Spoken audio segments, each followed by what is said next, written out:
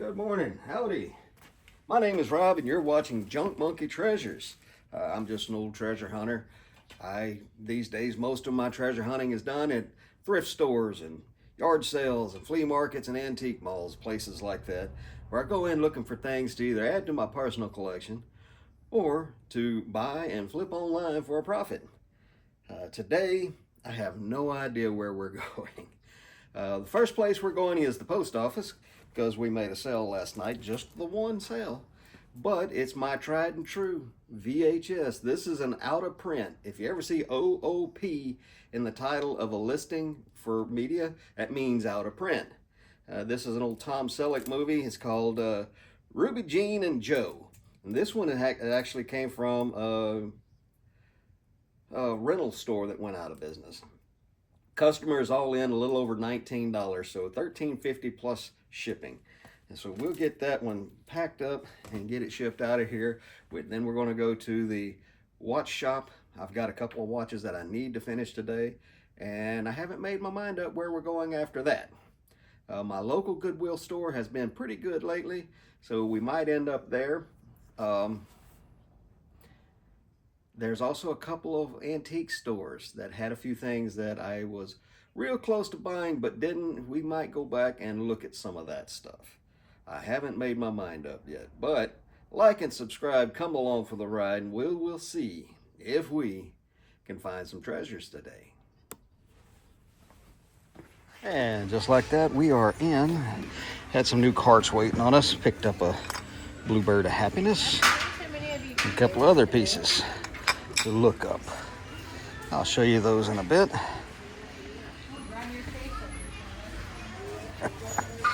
It's cold, wet, windy, nasty weather out there today.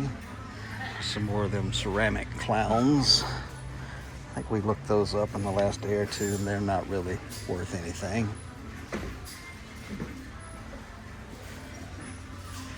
Let's see, I was hoping, since we saw a little bit of art glass on the new cart, there might be some on the shelves. Oh, these are cute little thingamabobbers. Kind of remember the face, kind of reminds me of the glowworms. This one's got fingers broken off.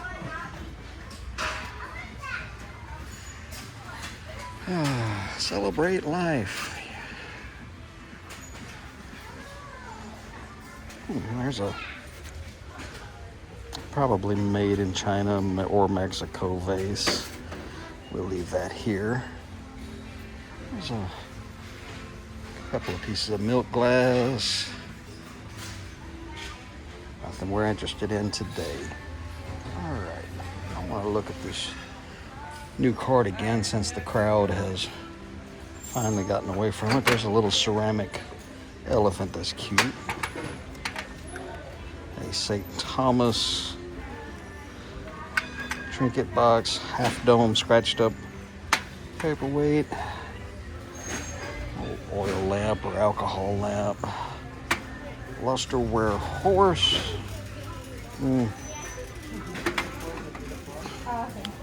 Let's see. There's a picture missing its pinky up, do not microwave. Okay. Ooh, a face mug. Yeah, signed. Please and thank you for 79 cents. I will definitely take that home. You said something? Huh? What? You want to go home with me? Okay. Sorry, folks. I'm a little silly today. All right. We've poked around there. Oh, there was one other thing of interest to show you. This is an Egyptian-made piece of lampwork glass. It was probably a perfume bottle. It's missing its stopper. Even if it is a vase, it is so eggshell thin and fragile. I tend not to mess with those. You look at them wrong and they break. Big rose bowl down there. Ooh, Pyrex Friggies. Dishwasher rash, and dishwasher rash. Wish they had the lids for those. I've got 2 or 3 at home that need lids. when they're rashed up like that, I tend to leave them behind.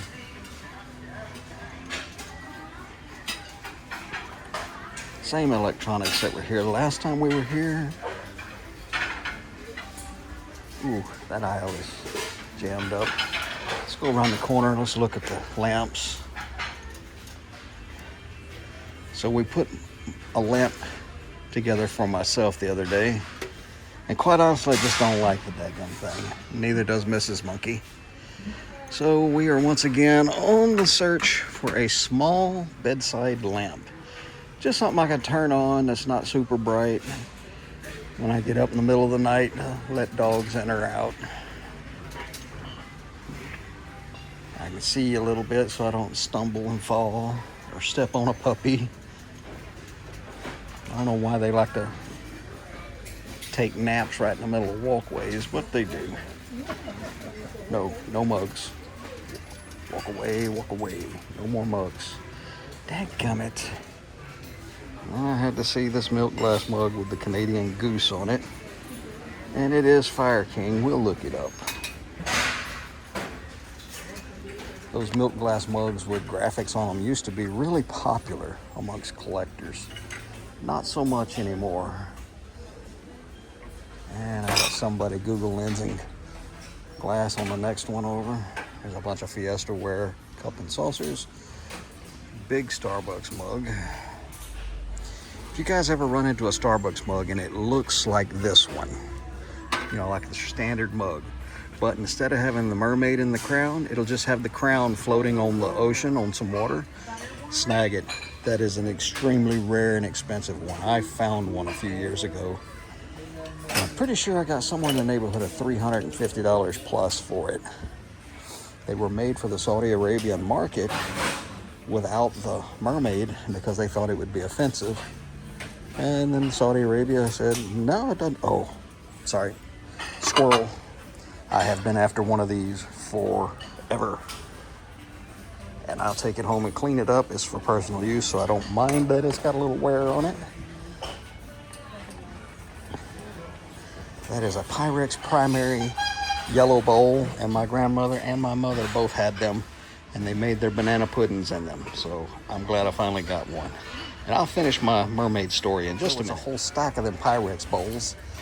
And I come around the corner just in time to see a woman putting them in her cart. So it's luckily that we got the big yellow one. She had two more big yellow ones.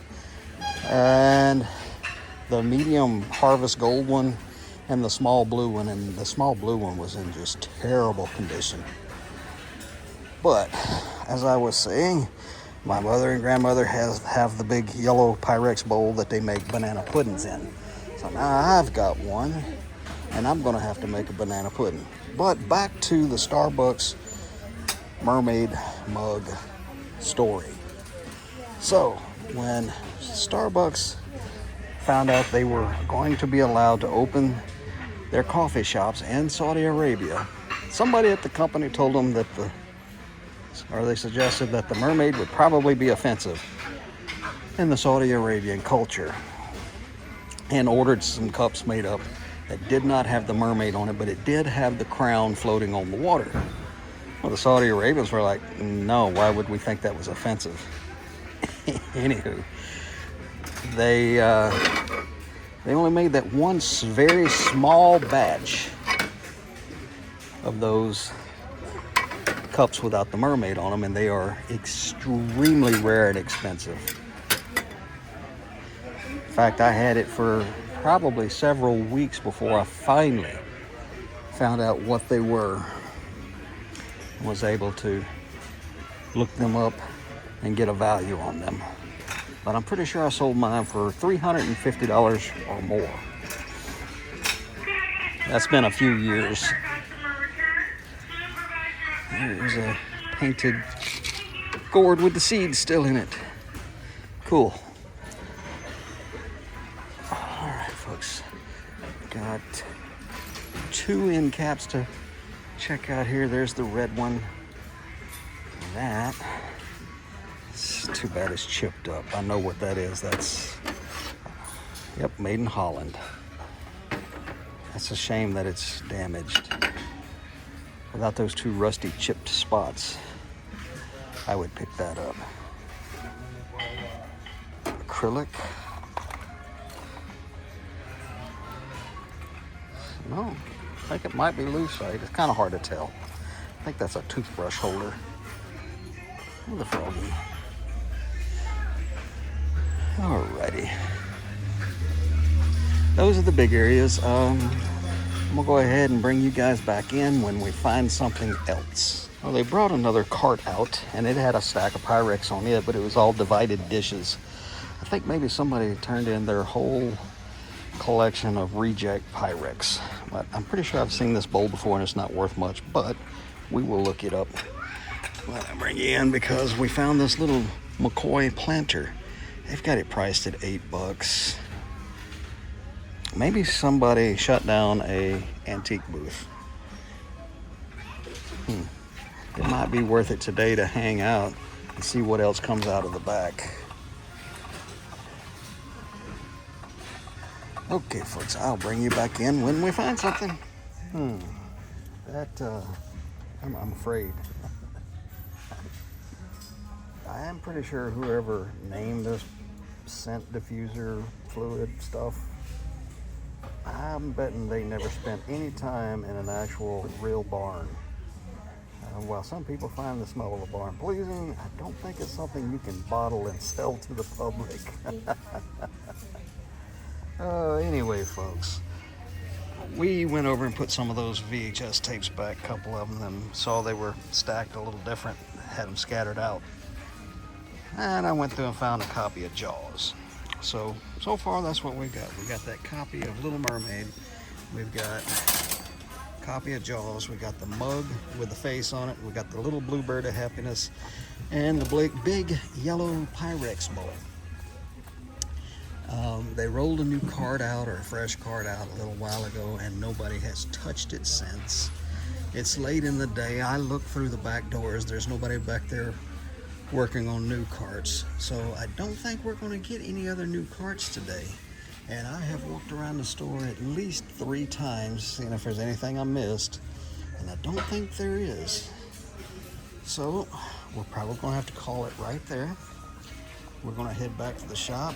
We've had several items sell today, so I'm probably going to get a head start on tomorrow's work by going ahead and boxing up some of the stuff that sold today. So, what do we got here? Western scenes. Anywho, I will see you guys back at the shop. Well, that was an absolutely amazingly great trip into my local Goodwill. It's not because I found a whole bunch of treasure that I can resell for a big profit and put money in the bank. Well, that would be nice. But I was able to mark an absolute grail of a personal bolo off of my list. And it's also a bolo for any reseller. And that would be my Pyrex yellow bowl. Any of the Pyrex primary color bowls are a bolo. They're not hugely expensive, although you will run into them a lot in antique stores and online where they're overpriced, which is the #1 reason I haven't gotten one yet until now. My grandmother had this same bowl. My mother, on a treasure hunting trip with me many years ago, we went out yard selling one weekend. She found one. I think she paid $2 for it back then. But the family tradition is this is the bowl to make banana pudding in. I mean, bananas are yellow, the bowl is yellow. My grandmother made, and my mother both made huge batches of banana pudding to go in these yellow Pyrex bowls. Come from a very large family. It was nothing for my grandmother to feed 20 people a day, every day, most days, between family, all my aunts and uncles, all of my cousins, family, friends, neighbors, everybody always stopped in. Nobody left my grandmother's house without eating something. And banana pudding was high on the list of things people love for her to make for them. So now I have one. All I gotta do is find the family recipe for banana pudding and put a good bit of elbow grease into cleaning this thing up. Yeah, it's scratched up and scuffed up. That's okay, I don't care. I'm gonna get it cleaned up and I'm gonna make a batch of banana pudding. So personal Grail marked off the list. If you're just patient, everything shows up in the thrift sooner or later. Let's see what else. Now this is the stuff we did buy for resale. We picked up a VHS copy of Jaws. They probably sell in my average $5 to $10 range. We picked up another copy of Little Mermaid, Black Diamond, Disney VHS. Yeah, there's a reason these things are popular. A lot of people think that they were banned. They were never actually banned. Disney didn't catch on to the fact that it had something in the artwork on the cover that they didn't approve of. And the story goes that the artist who did the cover work for this movie was going to be let go after he finished this project. So he left a little parting gift hidden in the artwork. If you know what it is, you know what it is. I don't have to point it out to you. You can easily Google it and find out why the Little Mermaid cover is controversial. So these are not worth the thousands and thousands of dollars that you will find online. That's all a big myth. Generally, I sell them for about 10 bucks a piece. I've got maybe 6 or 7 of them in back stock and one listed. We also found a face mug. These are really, really popular. We only paid 79 cents for it. I'll probably get somewhere in the $8 to $12 for it when I sell it in one of my live sales. And it is both marked, the maker's mark at the base of the handle, and signed. And I cannot make out L. Ruth? I'm not sure. Hey, if you're a potter or an artist of any kind, get your signature to where people can read it legibly. And last but not least, we got this little bluebird of happiness. Now, generally these things are signed. There's 2 prolific makers of them. They started out in the business together, one split off and continued making bluebirds of happiness along with cardinals and a few other things. But this one is unsigned, so I'm not 100% sure that it was made by one of those 2 makers, but most likely it was. And we paid $2 for it, $2.49, something like that. And we should get $8 for it, thereabouts, in one of our live sales. So that's what we ended up with today. Super happy to finally mark something off of my personal BOLO list. And I appreciate each and every one of you that go on these little treasure hunts with me. It means the world to me. And I hope to see you in a future live sale or right back here on YouTube in one of these videos. So thank you for coming along with me, and y'all come back now. You hear?